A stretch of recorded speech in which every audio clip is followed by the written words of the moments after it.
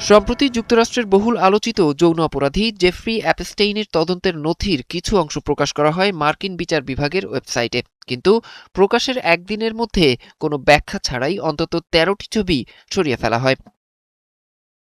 এই ছবিগুলোর মধ্যে একটি ছিল মার্কিন প্রেসিডেন্ট ডোনাল্ড ট্রাম্পের, যা নিয়ে চলছে তীব্র সমালোচনা। যদিও সমালোচনার মুখে ছবিটি আবার প্রকাশ করা হয়েছে, কিন্তু অন্যগুলো ফেরানো হয়নি এখনো।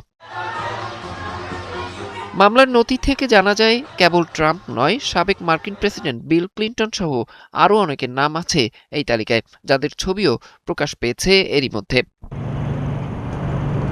হাউস ওভারসাইট কমিটির ডেমোক্র্যাট সদস্যরা বলছেন বিষয়টি সন্দেহজনক। তাদের মতে কিছু ধামাচাপা দিতেই ট্রাম্পের ছবিটি সরানো হয়েছিল। তবে মার্কিন বিচার বিভাগ জানিয়েছে, ভুক্তভোগীদের সুরক্ষার স্বার্থেই কয়েকটি ফাইল সাময়িকভাবে সরানো হয়। বহুল আলোচিত জেফ্রি অ্যাপস্টেইন একজন যৌন অপরাধী। তার বিরুদ্ধে অপ্রাপ্ত বয়স্ক মেয়েদের যৌনকর্মের প্ররোচনার অভিযোগ ছিল। এমনকি কম বয়সী মেয়েদের একটি নেটওয়ার্ক চালানোর অভিযোগও রয়েছে তার বিরুদ্ধে। তিনি বিচারের অপেক্ষায় থাকাকালীন কারাগারে মারা যান, যা সরকারি তদন্তে আত্মহত্যা বলে ঘোষণা করা হয়।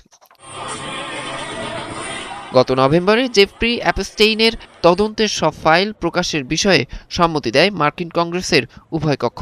ডোনাল্ড ট্রাম্পের স্বাক্ষরের পর মার্কিন বিচার বিভাগ এসব নথিপত্র প্রকাশ করে। অরিসুল ইসলাম, ৭১।